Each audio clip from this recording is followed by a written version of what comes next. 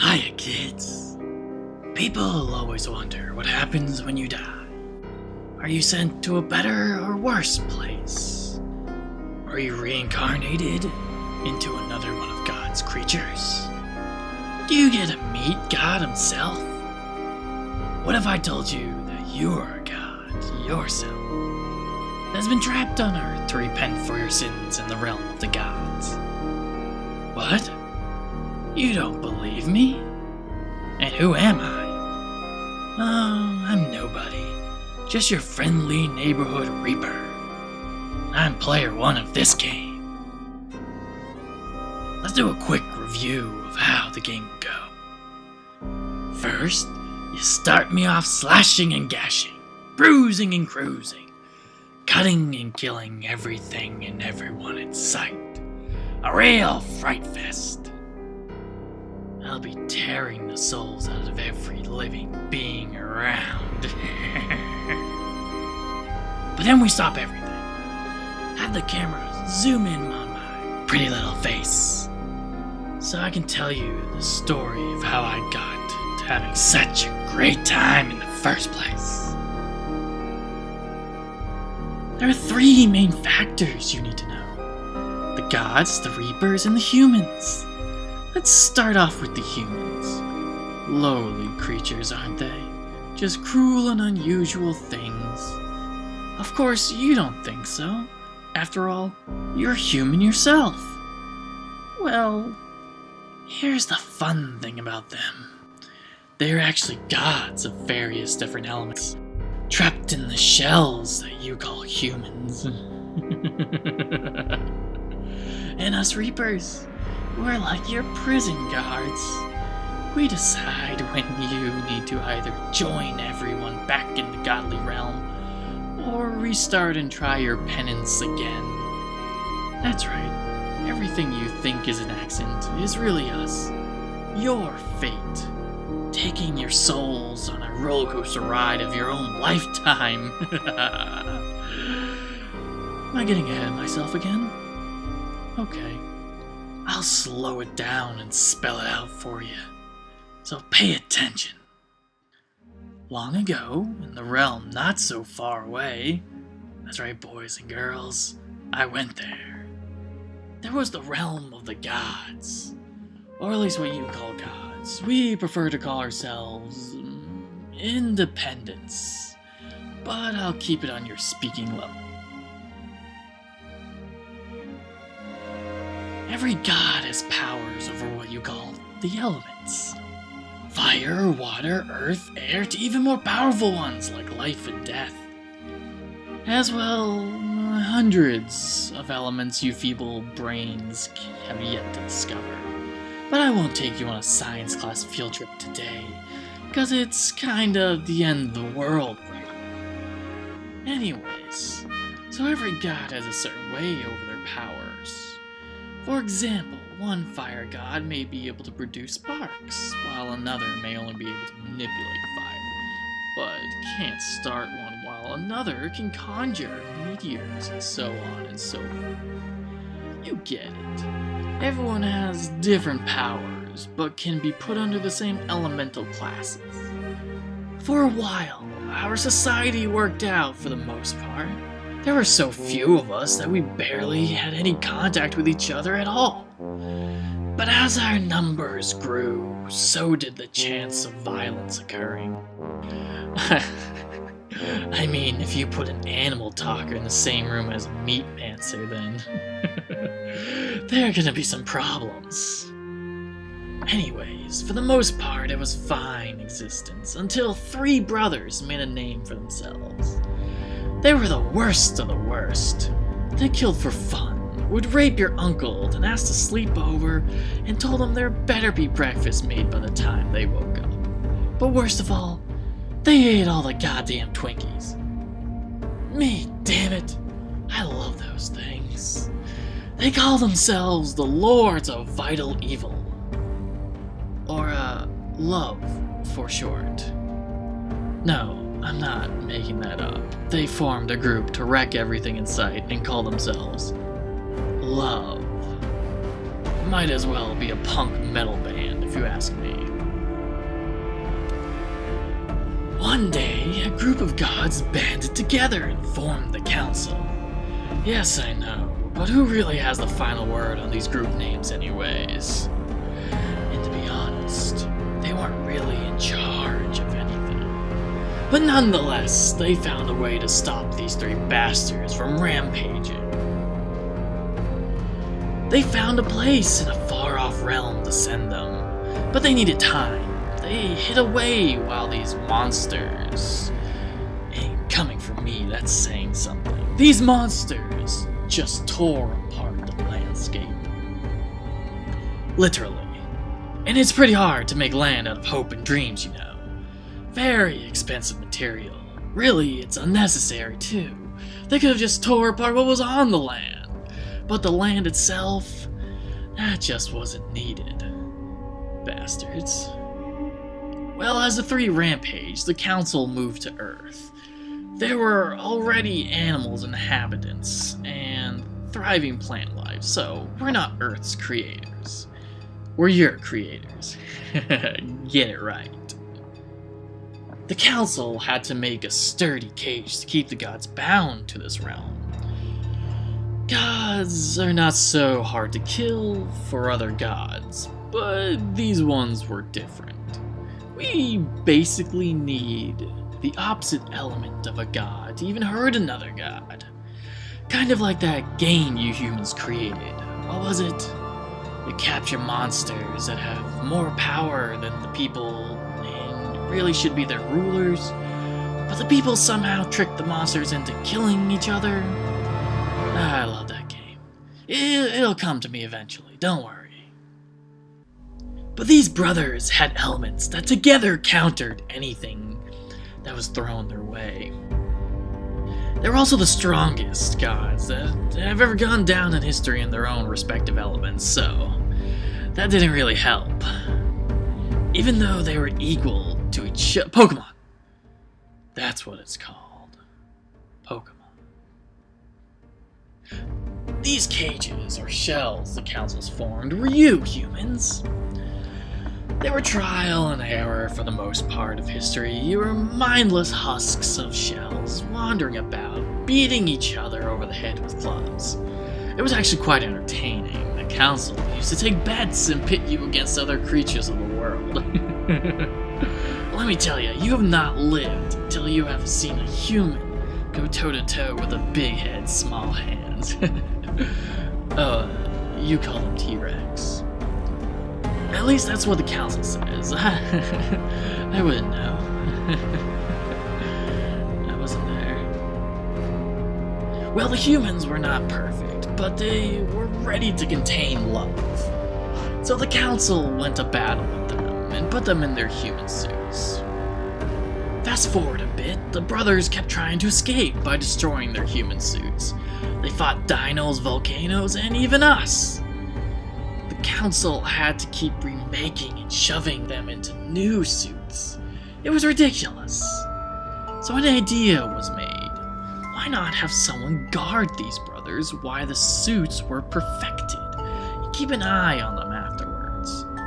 And thus, the first Reaper was born. The Grim Reaper to you monkeys. His job was to keep those idiots alive long enough for a suit can be made, where we don't have to watch them so closely. Reapers are gods of death. Sort of. We are different from the rest, or at least the first Reaper was. He was a true god of death. The rest of us are just his employees, with our own elemental gifts to enhance our reaping abilities. He was a good guy. He disappeared a while ago. The gods of life and death are very few and are among the most powerful elements. The Grim Reaper's abilities are kind of unknown, but he is able to turn us lower elemental gods into Reapers and do his bidding. Here's how it works, kiddos. Reapers are gods that were bad and were imprisoned on Earth. The crime could be big or small. That's not the most important part. As imprisoned gods, we kept doing worse and worse things. Extending our trial, Jumping from meat suit to meat suit, after centuries of our bad deeds got worse, but our state of mind got calmer. In a bad way. As humans, killing started becoming numb. We felt no pain, no joys, no remorse, no guilt. We took no pleasure or pain out of killing, or really anything for that matter. We were just stuck in our human shells for so long. We became shells of our own selves. So that's when the Grim Reaper takes pity on us. We have been imprisoned for so long that our godly past has moved on from us, and we have no longer cared or even felt good or evil. We were the perfect fit to kill for our job. No family, no friends, and no feelings. So the Grim Reaper turned us into his Reapers, explained the job, and we have been quite content with ourselves so far. We got our memories and elements back to help us with our reaping, and of course handle godly souls. Trust me, I have needed to handle some strong souls in my element. Just because they can't remember anything doesn't mean they are powerless once they are out of their human bonds. And for the most part of life was going out, getting assigned to a soul, reaping it, and place it where it needs to go. Oh right, back to the humans. I skipped ahead a little there, didn't I? My fault. Let's just go over the cliff notes and save some time. Alright. Humans were eventually programmed to remake themselves so we wouldn't have to deal with that. Blah blah blah. The human vessel was able to contain and nullify godly powers. Every time a human dies, the essence of the god will be put into another human by reapers. Yada yada yada. Humans will lose their memories after every reincarnation. Ooh, that's an important one. That makes sure they forget their gods and are more easy to maintain. More stuff about how to reproduce. Gross. And this is after the human suit was perfected, and we started using Earth as a jail cell from the minor to the most offensive crimes. If the human is good and made up for his sins on the godly plane, or proves that he or she is worthy of rejoining the godly realm, then the Reaper may kill the human suit to bring the essence of the god back to the god realm, as well as give back the memories of everything from life as a god to all lives as a human. They get their powers back too, I guess. But if the human is unfit of forgiveness when he or she dies, then the Reaper will put the god back into a new suit to start the trial again, but on a harder scale. I guess that's what you humans would call reincarnation, but you only reincarnate back into another human. And basically, with a scale, if you are a bad level 1 and get rejected, then you level up to bad level 2 in your next life. So you gotta be extra good to get back into heaven, little Johnny. Gee willikers, mister. Really? Heaven? Yeah. Now shut up. Now for some specifics. Yeah. If the god was on the fence, and was seen as forgiven, but also sent into the human realm, because we just didn't really know what to do with him quite yet, well, the Reaper may retrieve the god from their womb. Abortion doesn't sound so bad now, huh, kids?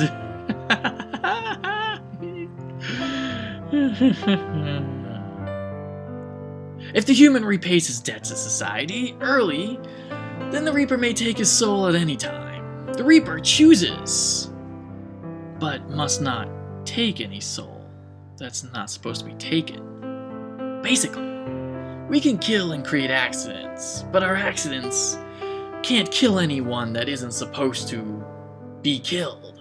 No one that isn't on our list. Or else we get in trouble with the big man. And he isn't the most forgiving man. He's kind of dead on the inside. Moving on. So let's recap. You're in purgatory, bitch! Trapped because you were a dick and committed a crime. The name of the game is don't be a dick in your fake life, and we will return you to your real life. I'm your jailer and executioner.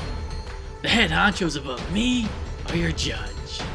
Death is just another way to either restart your trial or show you have passed with flying colors and are ready to rejoin society. Yes, your life is a lie, but killing yourself won't guarantee anything. Freak accidents aren't really accidents, and us Reapers are responsible for most of the deaths on Earth. And this whole thing started because 3 assholes couldn't stop being, well, assholes! Oh shoot, I've skipped over some bits on that. My bad again. Okay, so the 3 brothers. Brother number 1 learned compassion and became a good guy on Earth. So the council decided he deserved a second chance back in our realm. That's why we have that redemption rule in the first place. He actually named himself Jesus back then. How stupid is that? That is also the time we decided to use Earth as a jail and for all baddies, not just those 3. So you could say he kind of revolutionized Earth and your lives as you know it. By doing the right thing. There's a life lesson for you. Good change the world. So far, he hasn't been any trouble, so the rule's stuck. He actually has improved things and is part of the council. How ironic is that?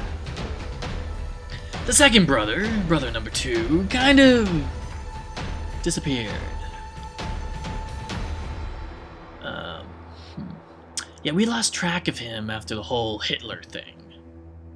He was Hitler. And brother number 3 just never changed. He stayed an evil dick and has been some of history's worst people.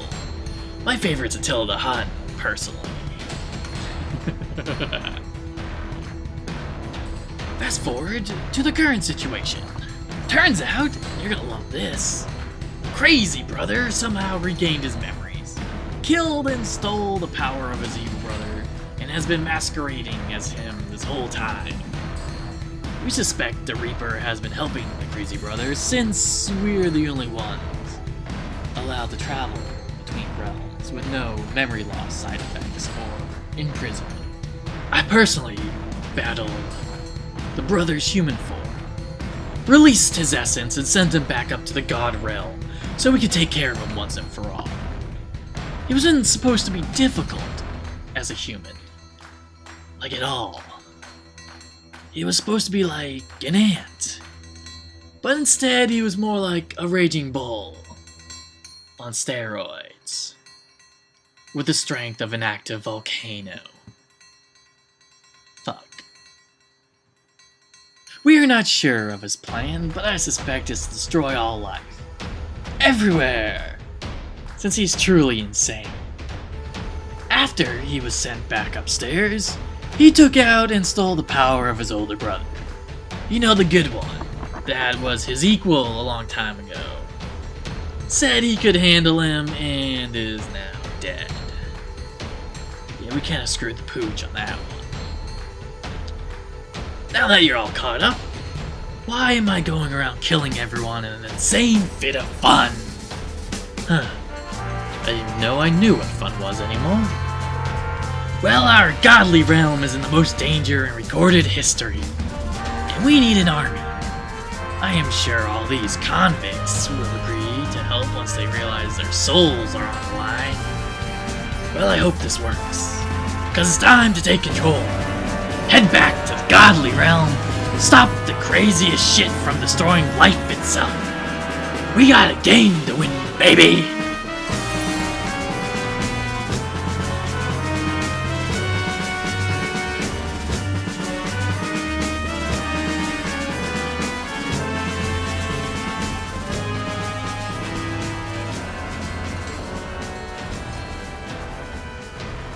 Oh, did I just shatter your reality?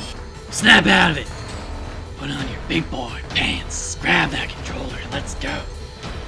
We die, and so do you. But you know, for real.